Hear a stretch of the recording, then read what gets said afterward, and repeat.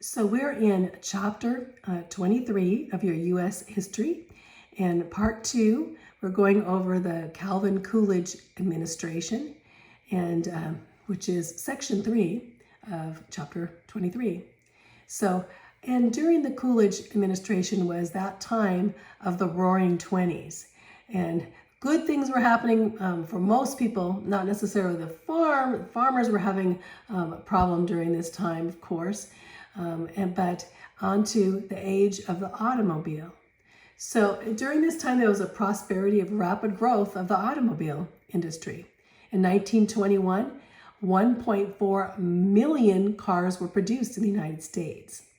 And then in 1929, 23 million cars were on Americans' roads. So it went from 1.4 million all the way up to 23 million. That's a big increase. 1 million to 23 times more. And now one car per family. So each family wanted a car. And so they would do anything and basically get a loan for a car. So the automobile stimulated other things like roads had to be built, better roads, and it spurred the production of steel and rubber and oil. So not only just the automobile industry, but we'd have the industry of steel industry growing, and the rubber industry, and oil and gasoline, and building the roads, concrete, all these things, so onto the assembly line process and the mass production at that time caused the automobile to be able to produce quick and saved money for consumers. People that wanted to buy them, they could buy now. But each family could buy their own automobile compared how expensive they were in the past. Now with the assembly line, these cars were produced quickly. And so the price of the Model T dropped from $360 in 1917 to $290. So the price of the car was going less and less. Can you imagine buying a car for $290 in 1924? That would be a good deal, huh? So anyway, and that would be a new car. So Henry Ford sold over 15 million Model Ts. Model Ts all look the same. And because they were on the assembly line, they'll all be the same. And so this made Ford the largest producer of automobiles in the world, because the Model Ts went all over the world. And so then America became kind of stylish, thinking, okay, maybe we could have, different styles of automobile. And so they started buying more expensive and some different cars beside different producers at this time decided to get in the business, like the Chevrolet and Chryslers, and they decided to design different looking cars than the Model T. And then in 1927, the Model A was released after Ford. Ford decided to shut down his company and then make things differently so they could bring forth a new model. And he brought forth a Model A. Here's a picture of the Model A. And some of these are the Chryslers and Chevrolet. They brought in new types of vehicles now. And so people that had the money at that time could buy cars that were more stylish and luxurious at this time. The age of the airplane.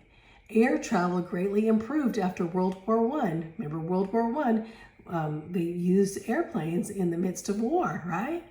And so in 1920, airplanes improved in construction and design. In 1926, the Ford Motor Company, that was producing the automobiles, decided to build an all-metal tri-motor plane that would carry passengers. Now, so Ford got into building airplanes. And so now they would use the airplane for carrying mail and cargo and even passengers. And this expanded very quickly. I like this picture here.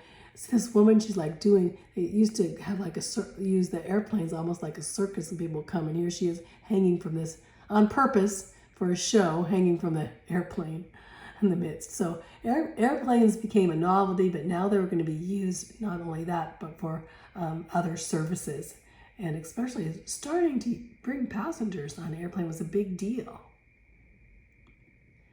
Charles Lindbergh flight. In May 1927, Charles Lindbergh, he lived 1902 to 1974, he made his first solo flight across the Atlantic Ocean, and the whole world looked on. He became famous.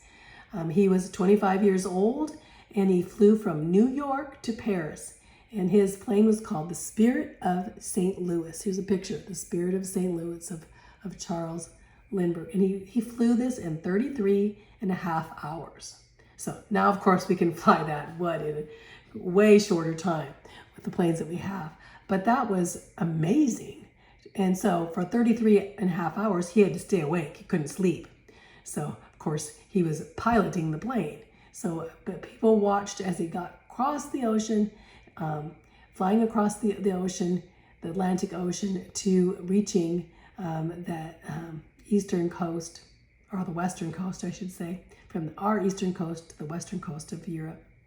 And the crowds cheered him as he landed in the field outside of Paris, Le Bourget field there. And here's a picture of him landing in France, and here's another picture of them all coming from France. He made it across the Atlantic Ocean in a plane, for goodness sakes. I'm not a big Charles Lindbergh fan, later on. I think he was friends with Adolf Hitler or whatever. He had some discrepancies later on. But at this time, early in his life, he was made a hero. Also, Admiral E. Byrd, 1888 to 1957. Admiral Byrd of the United States Navy, he's the one, he flew over the South Pole. And he made some valuable explorations in the Antarctica. So you little know about this, but think of Richard Byrd of the South Pole, and you think of, not very many people knew anything about the South Pole.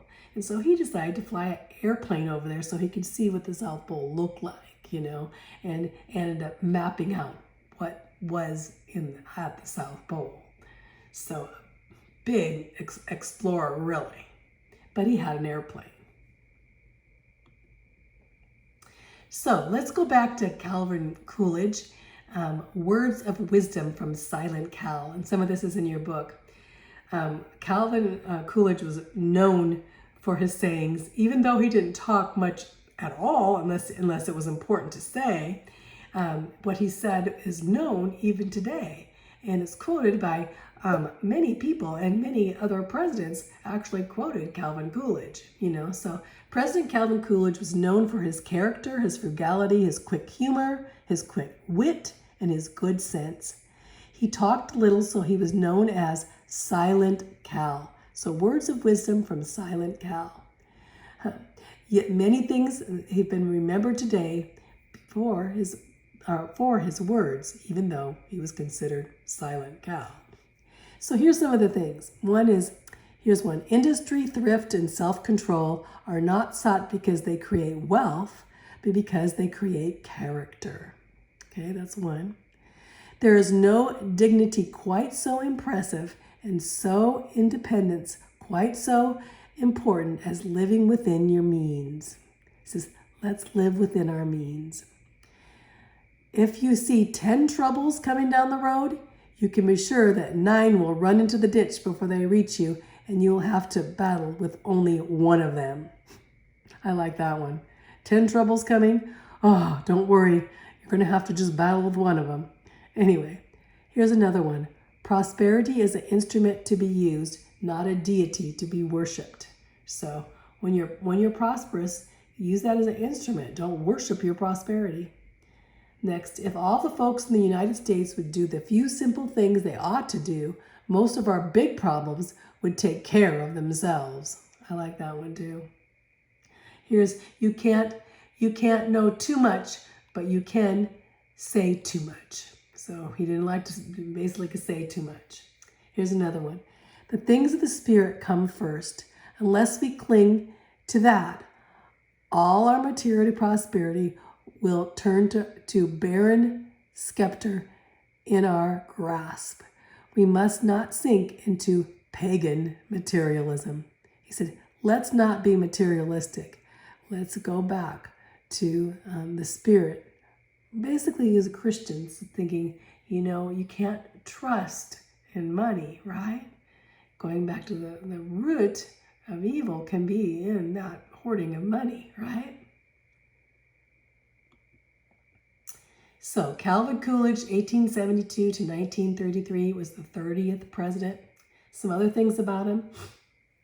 He was a pro-business conservative who favored tax cuts. He didn't want the people to have to pay a lot of taxes, and he limited government spending. He was very frugal. Yet some of his laissez-faire policies also contributed to the economic problems that erupted into the Great Depression. As he didn't get involved in all this credit, buying on credit and everything, he just let the businesses and the whole thing of the stock market that went on causing that. So he looks back at that too. The thing I like about Calvin Coolidge is that he basically said, I think I should have got more involved in this area. He looked back and he was very honest about his presidents and about himself, even those things that when it came down to them, him thinking, I wish I would have done a few things differently. Don't we all do that? His father was also named John Calvin Coolidge. He was a hardworking and frugal businessman too, who ran a general store and a post office. And his mother, Victoria Josephine Moore Coolidge, died when her son was just 12 years old. So he was very close ties with his father. He was raised to be honest, industrious, and conservative, with a deep respect for business and also a deep respect for God. Coolidge graduated in Vermont in 1890 and went on to attend the Amherst College and graduating with honors. And he studied law, passed the Massachusetts bar. He became governor of Boston, as we know. And after opening a law in Northampton, he spent the next 20 years handling real estate deals too, and also handling bankruptcies. So that's kind of made him pretty frugal. On October 4th of 1905, Coolidge married Grace Anna Goodhue. Here's a picture of her and the family. And she was a teacher at a local school for the deaf. And they had two sons. John lived 1906 to 2000, and Calvin Jr. 1908 to 1924. Calvin Jr. ended up dying of blood poisoning as a teenager. He actually had a cyst, or I should say a boil that developed into blood poisoning, and he ended up dying, which really hurt. In the midst of Calvin Coolidge at the later presidency, decided not to run for president for two reasons. Because he was basically mourning the death of his son, his young son who he loved, and also the death of his father. They died about the same time. And so Calvin Coolidge, toward the end of his presidency, decided not to run for another term. And despite that, he would have won another term because America loved Calvin Coolidge. Coolidge's approach. Calvin Coolidge was a no-nonsense approach. And he had a sober nature, and he stood in stark contrast to his predecessor. When you think of Harding. Harding was, partying in the White House, remember? The differences served Coolidge well as he worked to clean up the corruption that had plagued the Harding administration. Coolidge's reputation for honesty and integrity helped him restore public faith in the government. So, people looked up to Calvin Coolidge. Although many people believe that Coolidge could have won the re-election in 1928, that's when he publicly announced his decision not to run, and so they were upset.